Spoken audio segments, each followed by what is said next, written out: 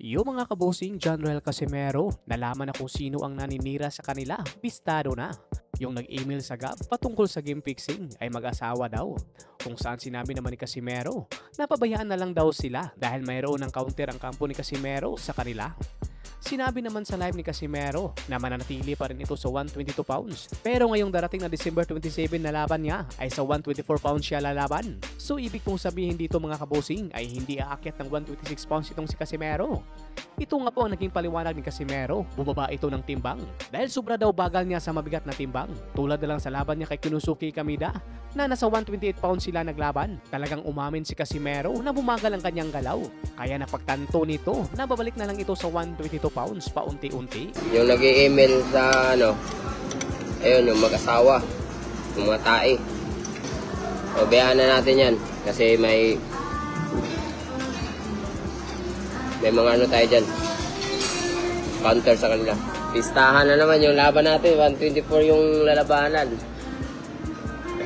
Hindi kasi bumaba tayo kasi sobrang tayo, bagal. Yung sobrang malaki.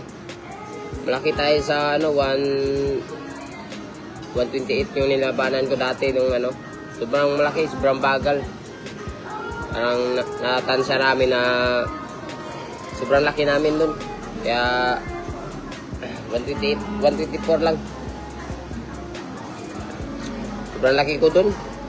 Parang bagal yung galaw ko, di ba? Sa ibang banda naman, dinaig pa ang boxing event ng Trilla in Manila sa live viewers nitong labanan nila Bad Boy versus Ferdinand. Dahil naging successful nga po ang kanilang ginawang boxing match for a cause, ang kikitain nga po sa kanilang laban ay tutulong ito sa nasalanta ng Bagyong Tino sa Cebu. Grabe nga po ang total viewers ng kanilang live. Dahil pumalaw ito ng mahigit 200,000 live viewers. At kung atin nga pong tingnan sa feeds ng The Bisyo Entertainment, ay umabot ng 10 million dos ang naturang live. At sa ngayon nga po ay nag-update sila sa kanilang total na donation. As of 12:51 PM, umabot na nga po ito sa halagang 62,417.25 centavos. Ito yung mga donation na galing sa GCash, cash, sponsor at nagbigay rin ng 10,000 si Ferdinand de la Merced. Kaya umabot ito sa halagang 62,417.25. Di pa kasali dito yung nagbigay ng star sa live. Bagamat maraming nagsasabi na scripted daw ang kanilang laban. Ano ba ang akala nyo mga kabosing? Talagang scripted ito. Makikita naman natin sa laban na di nagsiseryoso itong si Bad Boy. Ni-wrestling pa nga nito si Ferdinand ng ilang beses. Kaya katuwaan lang talaga ito for entertainment. Gayon din para makalikom ng pera.